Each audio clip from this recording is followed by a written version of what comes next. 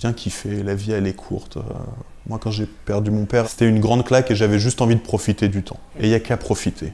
Parce que les opportunités, elles n'ont pas arrêté de se présenter. Il y a toujours des coups durs, mais je les passe beaucoup moins seul. Il y a toujours quelqu'un qui va t'inviter à Shabbat. C'est des cadeaux de Hanouka tous les jours que je reçois. C'est passe une bonne journée chez Elecha Parnassa, que tu reçoives de l'argent, que chez Elohim et Varech Otra, que tu sois béni. Et c'est important la bénédiction. Béné, bien, diction, bien dire. Et les gens, ils insistent là-dessus. Et je trouve que c'est beau en fait, et qu'on ne s'en rend même pas compte.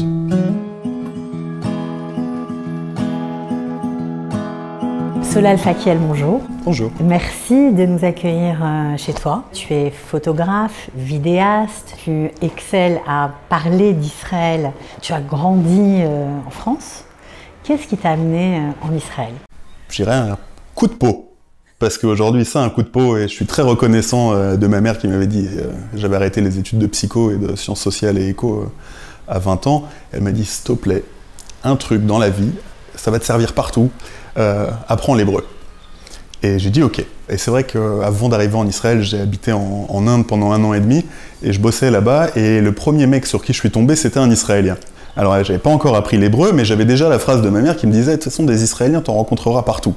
Et dans n'importe quel trou où tu seras, tu pourras toujours t'aider si t'es un Israélien. J'étais rentré en France parce que mon père était malade et que j'ai passé du temps avec lui. Et quand il allait un peu mieux, je suis venu pour courir le demi-marathon de Jérusalem. Et donc j'ai passé une semaine ici, chez ma famille, et je dis ah, c'est génial. Les gens, la sympathie, l'humilité, dans la simplicité. Partout où je tournais la tête, j'avais l'impression d'apprendre quelque chose que j'avais pas l'habitude de voir à la télé en tant que Français, mais que Juif français.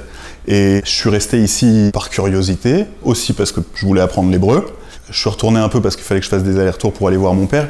Et 6 mois plus tard, quand il est décédé, j'ai passé du temps, mais je suis revenu ici. Je voulais pas revenir en France, parce que je m'identifiais pas à la France déjà avant. Très reconnaissant de ce que j'ai appris, de la langue française, de tout ce que j'ai pu recevoir, mais je me sentais pas à l'aise parmi mes copains, dans mes idées, je me reconnaissais pas, j'avais pas l'impression de pouvoir devenir le meilleur moi que je pourrais devenir.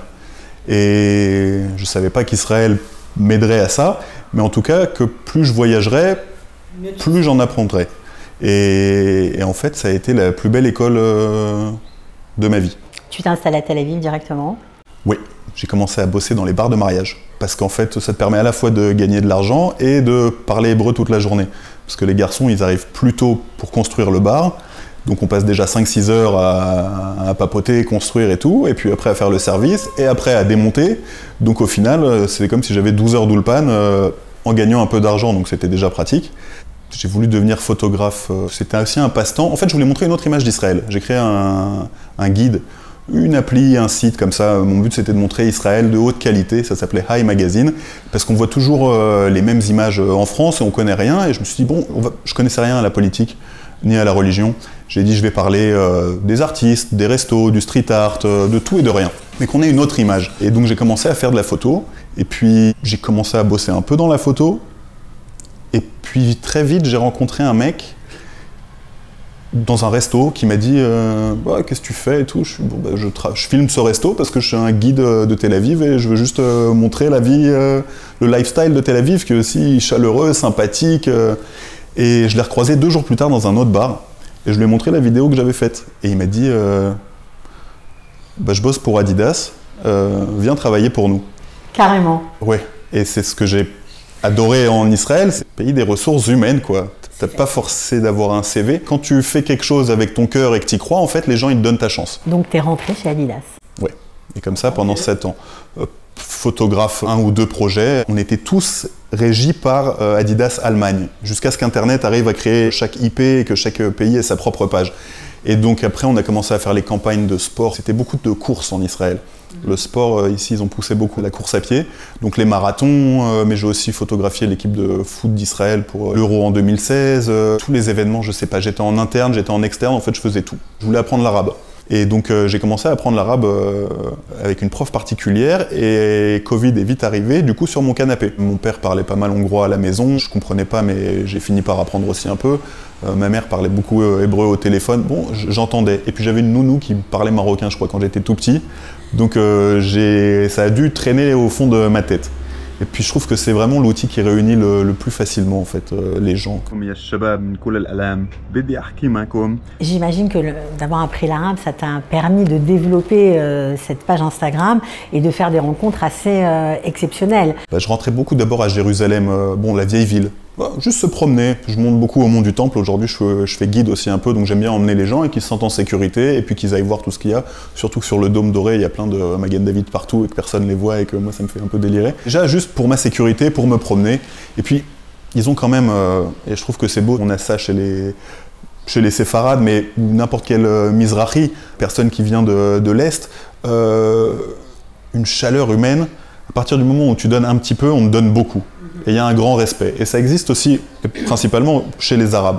Et sans parler de politique, je veux dire, ils nous invitent facilement pour manger un coup, pour s'asseoir, besoin d'ombre, besoin de quelque chose. Ouais.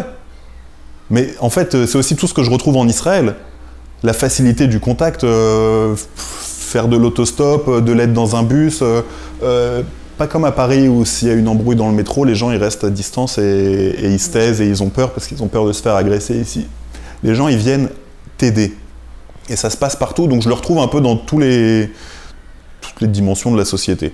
Donc tu as voulu un peu être un espèce de porte-parole pour la France, un peu à l'instar de, on va dire, Youssef Haddad ou d'autres comme lui. Je voulais les rencontrer en fait, lui, Rudy Rochman, Eliran Ben Yair, Mohamed Zohabi, tous ceux qui ont porté des messages importants. Et déjà je me disais, est-ce que entre ce qu'ils vivent et ce qu'ils montrent, c'est la même chose? Donc je les suivais. Youssef Haddad, il est chrétien, il a servi à l'armée.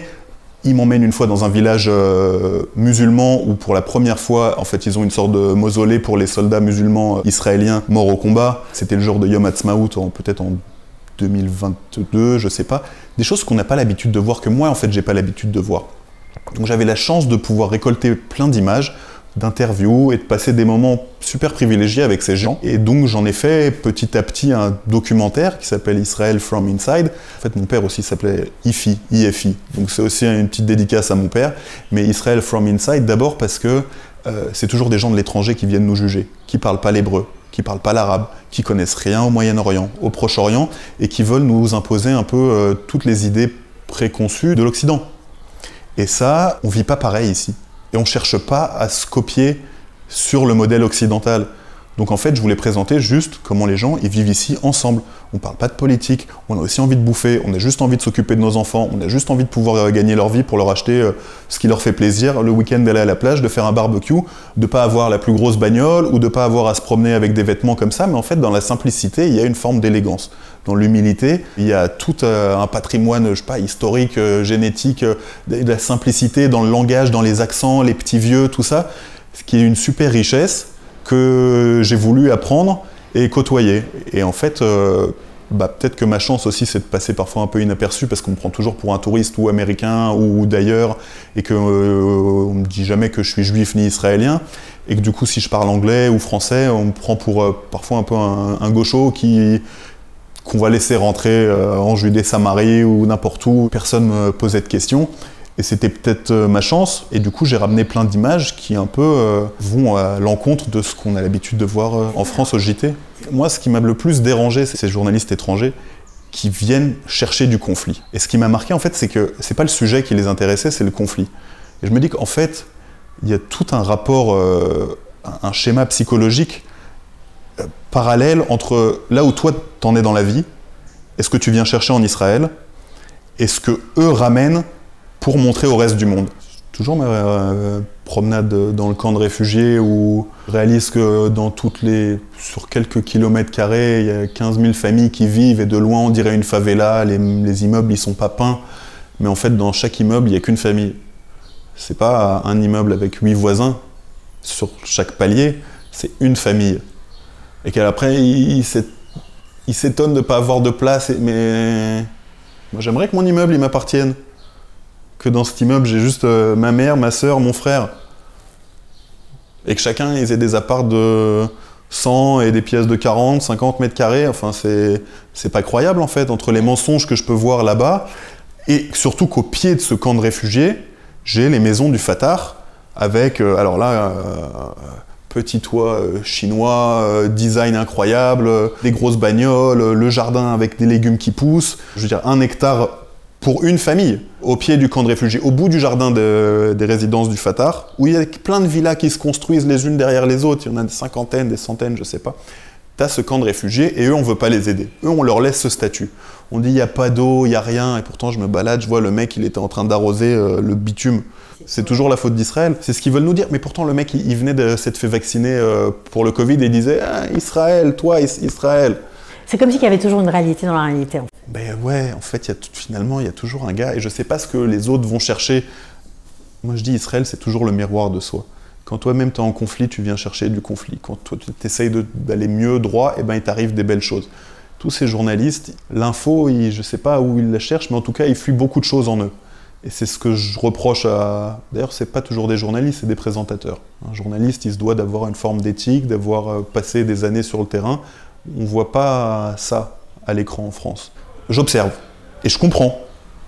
Et après, je peux contrecarrer, et c'est ce que je fais avec maintenant ma nouvelle page en français. Je crois qu'on n'était pas beaucoup en France à défendre. Il y a Goldnadel, il y a quelques personnes qui parlent, il y avait même Chouraki. Encore une fois, j'apprécie, mais c'est une autre génération. Moi, je dirais pas que c'est défendre, je dirais que c'est démystifier des stéréotypes, des mythes, des idées tellement ancrées qu'on a l'impression qu'elles sont vraies. Et en fait, tu les démontes. Alors, merci, je prends le compliment. Je ne sais pas exactement si c'est comme ça que je fais, moi, dans ma tête. Mais même, c'est vrai que je trouve que ce qui est beau, la parabole. Ok, un truc tout bête. On a des satellites, on a des paraboles tous sur nos télés, et les paraboles, elles reçoivent des messages de très très loin, qui transforment en images. Et ben, quand j'observe, j'entends les histoires de la Torah, et Moïse, et Pharaon, et ben, je vois ces mêmes messages qui nous concernent. Vous, moi, en moi j'ai Pharaon, j'ai ce mec qui est parfois un peu, qui peut avoir de l'orgueil, qui peut avoir un ego, qui est pas toujours prêt à recevoir une nouvelle idée, et d'un autre côté, de temps en temps, je suis moché. Je dis allez, challenge accepted, I go with the flow, enfin j'y vais quoi, je vais tenter quelque chose de nouveau, j'ai une intuition, et c'est ça que j'ai vu en fait dans cette projection de schémas inconscients chez des journalistes ou chez plein de gens qui venaient parler du conflit, mais qui en fait sont eux-mêmes en conflit. Et il y a cette identification à l'oppression, et c'est ce que j'appelle en fait le syndrome palestinien. Je dis moi palaest, ça vient du mot grec qui veut dire lutter. Et à la base, c'est l'histoire de Jacob qui lutte avec lui-même ou un homme, et avant de devenir Israël. Et Israël, j'aime bien la racine Yod Shin Resh, Yachar, droit. Yachar, elle, en fait, il y a ceux qui sont droits, comme des arbres. On regarde la nature autour de nous, je veux dire. Et il y a ceux qui luttent. Mais quand tu luttes, d'abord, tu luttes pas tout seul, faut avoir un adversaire et tu l'emmènes au sol. Et j'ai pas envie d'aller au sol. J'ai rien à y gagner, en fait, à me battre avec quelqu'un. Alors, tu as fait beaucoup de vidéos, notamment une où tu parles des terroristes qui sont rémunérés pour tuer. Ouais, en fait, il y a un livre d'une super journaliste qui s'appelle Lital Shemesh, qui bosse sur la chaîne 14, que j'avais rencontré parce qu'elle m'avait interviewé une fois pour parler de ce que je faisais avec Israel from Inside sur sa chaîne. Et dans son livre, elle détaille tout. Elle-même, elle a souffert, son oncle et son neveu ont été tués par des actes de terroristes, par des Palestiniens en Judée-Samarie. Et donc, il y a des grilles de prix et on sait avec combien ils sortent au bout du temps qu'ils ont passé en prison. Il faut bien savoir que de toute façon, à partir du moment où ils commettent un acte terroriste, qu'ils ont une famille, que la famille, elle va pas non plus laisser la femme et les enfants crever de faim. Donc qu'il arrive directement au terroriste quand il sort ou indirectement à la famille, en fait, il y a toujours une sorte de restitution d'argent et ça, faut en parler, mais comme il faudrait parler de plein d'autres choses. Je le fais parce que parfois c'est un peu choc et qu'il faut réveiller les consciences. Et puis ça me dérange pas. Et puis je sais qu'ici je peux dire ce que je veux. Et puis en fait, je peux même en parler avec des copains palestiniens, ça les dérange pas non plus, ils le savent. Ils pourront pas en parler, je pourrais pas le mettre à côté de moi, parce que c'est toujours plus dangereux pour eux quand ils reviennent de se faire attraper par l'autorité palestinienne, et soit eux d'ailleurs, soit leur famille, et d'être torturés ou quoi. Mais on le sait, c'est pas ok de l'accepter. Mais on peut en parler. Tuer un juif peut rapporter jusqu'à $1 million. En tout cas, c'est ce que propose l'autorité palestinienne et le Hamas. En Israël, la peine maximum pour un meurtre commis contre un juif, c'est 25 ans. Et l'autorité palestinienne propose 12 000 shekels par mois, pendant autant de mois que le terroriste sera condamné en prison. Donc il peut ressortir avec $1 million. 12 fois 12 fois 25, ça fait 3 600 000 shekels, $1 million. Mais la liste, elle s'arrête pas là. Il y a toute une liste de rémunérations contre les actes terroristes commis. Par exemple, tu jettes une pierre sur une poussette ou un bébé, 2000 shekels par mois. Pour autant de temps passé en prison par mois. Un cocktail Molotov jeté contre une voiture, c'est 4000 shekels par mois. Un coup de couteau mis à n'importe qui, c'est 6000 shekels par mois. Blesser un soldat, c'est 10 000 shekels par mois, et tuer un Israélien ou un Juif, c'est 12 000 shekels par mois. C'est un programme qui peut rapporter beaucoup de pognon à tous ceux qui supportent la Palestine et les meurtres rémunérés. Eh ben, il serait peut-être temps de se regarder dans le miroir et de vous poser quelques questions. Est-ce que ça a changé quelque chose pour toi le 7 octobre? Forcément, on ne peut pas rester... Mais moi, par chance, aucun de mes proches dans ma famille ont été touchés. Donc, forcément, je suis choqué et tout ce qu'on veut, mais je suis obligé d'avoir beaucoup plus de force pour ceux qui ont été touchés, d'aller faire beaucoup de bénévolat, d'aller donner, j'ai essayé de lever des fonds, mais de rester positif aussi.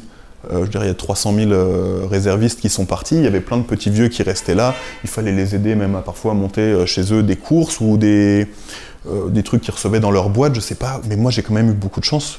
Enfin, j'ai perdu 2 amis il y a quelques mois, mais c'est pas ma famille proche, c'est pas... À Gaza? Ouais. Et on a tous perdu. Mais encore une fois, pour ceux qui restent et qui n'ont pas été touchés directement, je préfère me retrousser les manches et rester avec le sourire et aller encourager, et aller nourrir les soldats, ou aller faire des barbecues, ou aller dans les... je sais pas où j'ai été partout. Mais s'il faut aller porter, nettoyer les vêtements, aller dans les stocks pour préparer la bouffe, ou préparer les nouveaux équipements, et puis continuer d'en parler sur les réseaux. Je faisais beaucoup en anglais, et à un moment je me suis dit il faut que je passe en français parce qu'on n'est pas nombreux. Et que ce serait bien d'avoir des voix aussi en France ou dans les pays francophones, juste pour parler. Nos racines, on nous les reproche toujours, qu'on soit blanc, beurre, chinois ou quoi. Mieux tu te connais toi, moins tu as de chances de te faire agresser. C'est comme un magicien. Le magicien, quand il voit à qui il va faire son tour de magie, il va essayer de prendre le plus sceptique ou le plus naïf. Parce qu'il sait qu'il va pouvoir l'embrouiller. Et ben, moi, je veux plus être ce gars naïf, je veux plus être ce gars faible. On peut dire que tu es devenu un passionné de la langue hébraïque, hein, que tu maîtrises les racines, tu en as fait même une sorte de thérapie. Je trouve que les gens, déjà, par leur prénom, ils ressemblent toujours à leur prénom. Que la racine du prénom hébraïque, elle colle toujours à la peau des gens. Mais que ce soit une racine hébraïque et parfois moins hébraïque. Je prends souvent l'exemple de Catherine ou Victoire. Je dis dans Keter, il y a la couronne. Et je trouve que toutes les Catherine ou les Victoire, les Victor, ils ont cette attitude un peu royale ou un comportement comme ça. Et je dis, mais enfin, c'est magique. J'aime bien le rapport entre ADN et Adonai, qui marche particulièrement bien en français, parce qu'en anglais c'est DNA, mais je pourrais même entendre Din, la loi, et Hey, Aleph, Dieu. Et donc en fait que tout, ça tourne autour du cadran, mais que tout se complète. Et donc j'adore l'hébreu, c'est un alphabet à mots. Et que tous les mots de cet alphabet, ils ont une forme de résonance, mais humble et hyper intelligente. Aleph, alors Alouf, le champion, mais il y a aussi les Aleph, se discipliner. Donc c'est à nous de nous discipliner pour devenir un champion. Un champion. Champion ou maître de soi. Bet, bait, donc sa maison, mais ça peut être notre corps, cette maison, être le maître de nous-mêmes. Gimel, le chameau, alors ça c'est peut-être partir sur la route, voyager, pour aller ouvrir des portes, Dalet, et il y a des opportunités, Vav, parce que c'est un crochet, donc on s'accroche à des gens. Et en fait, en suivant ce truc, je me suis dit, bah, c'est génial quand même, Resh, la tête, Shin, la dent, le mot loi, Épelle, loi. L-O-I. Qu'est-ce que tu entends? Eloi? Eloi, pas mal. Pas mal. On adore respecter les lois en France, c'est hyper important. Je me dis, alors, au bout de combien de coïncidences, c'est plus une coïncidence, je sais pas. Mais je pousse ça. Qu'est-ce que tu apprécies le plus ici? L'humilité des gens, la simplicité des gens. Que même quand on regarde un mec, on se dit, on dirait un Ahmar. Bah en fait, il va toujours m'apprendre un truc et que au final, je rentre chez moi en disant j'aurais bien fait de fermer ma gueule. Parce qu'ils ont vécu beaucoup de choses, ces gens. Ils ont vécu beaucoup de guerres, beaucoup de traumas, qui ne sont pas aussi privilégiés que ce qu'on a pu être en France, où on juge tout derrière un écran de télé ou des journaux, mais qu'on ne vit pas. Ici, les gens, ils ont beaucoup de vécu, beaucoup d'histoires. Et je trouve que c'est une richesse incroyable dont ils parlent d'ailleurs pas assez. C'est pour ça que j'aime bien leur donner le temps de le micro et partager ce qu'eux, ils vivent. Et c'est eux qui m'ont tout appris. Quel conseil tu pourrais donner à ceux qui sont sur le pas de la porte et qui se disent « Ah là là, c'est trop dur, j'y arriverai jamais, c'est pas pour moi ». Viens kiffer, la vie elle est courte. Moi quand j'ai perdu mon père, après j'avais plus grand chose. J'avais ma mère bien sûr, mais c'était une grande claque et j'avais juste envie de profiter du temps. Okay. Et il n'y a qu'à profiter. Parce que les opportunités, elles n'ont pas arrêté de se présenter. Il y a toujours des coups durs, mais je les passe beaucoup moins seul. Il y a toujours quelqu'un qui va t'inviter à Shabbat. Il y a toujours des petits vieux, tu as l'impression qu'ils n'ont rien et ils te donnent. Je sais pas, c'est des cadeaux de Hanouka tous les jours que je reçois. En Israël ? Ouais. De la générosité des gens, voilà, ça peut être quelques mots. C'est les brachas, les phrases simples. C'est pas juste le bonjour le matin, ça vient pas avec un s'il vous plaît madame, je vous en prie madame, merci monsieur. C'est passe une bonne journée, chez Elecha Parnassa, que tu reçoives de l'argent, que chez Elohim et Varechotra, que tu sois béni. Et c'est important la bénédiction. Béné, bien, diction, bien dire. Et les gens, ils insistent là-dessus. Et je trouve que c'est beau en fait. Et qu'on s'en rend même pas compte. Mais que c'est ça. C'est ça la force. À refaire 100 fois. Je l'aurais fait plus vite peut-être mon alia. J'ai mis du temps à la faire. Mais en fait... je la ferai encore plus vite, si j'avais su, mais je peux pas savoir. D'ailleurs, je bouge pas, je suis pas parti depuis le 7 octobre, j'arrive pas non plus à partir du pays. Je veux pas prendre l'avion, je sais pas ce qui va se passer loin. Je pars pas, c'est trop bien ici, puis il y a tout à construire. La Judée-Samarie, c'est vide, le Negev, il est vide, dans le nord, il y a même plein de choses à reconstruire. Enfin, je veux dire, les récoltes de vin dans le nord, tout a été détruit. J'avais été voir des usines, en fait, où 300 000 bouteilles, elles ont éclaté sous les missiles du Hezbollah, et les mecs ils sont toujours là, ils veulent reconstruire, ils veulent pas bouger, ils sont fiers, et tout ce qu'ils disent c'est « je comprends pas pourquoi nous on nous a demandé de nous déplacer alors que c'est eux sur la frontière qu'on aurait dû défoncer ». Ils ont une force. C'est beau d'être aussi fier et intelligent.